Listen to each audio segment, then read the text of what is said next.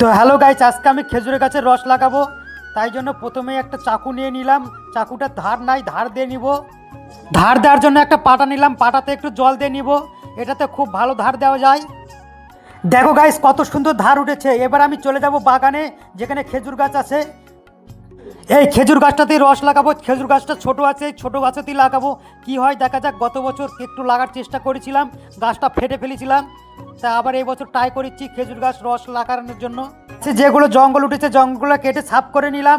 এবার গাছটা পরিষ্কার করে নিব। রস লাগার জন্য বাড়ি থেকে নিয়ে আসছি একটা দাও, একটা হাসা। দাওটাতে ধার দেওয়া হয়নি, এই দাওই নিয়ে চলে আসছি ধরপর করে।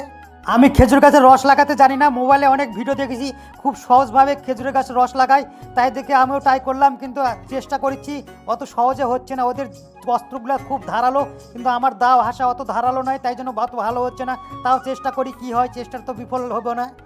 খেজুরের ডাল অনেক শক্ত, এগুলা কাজ করার জন্য প্রচুর ধারালো অস্ত্র দরকার। আমার এগুলা তো বাড়ির কাজ করার জন্য অত ধারালো নয়, তাই এগুলা দিয়েই চেষ্টা করছি।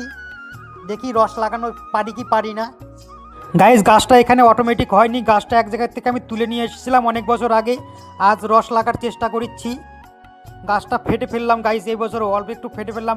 গাছটা বাঁচবে কি বাঁচবে না তোমরা কমেন্ট করে জানিও প্লিজ।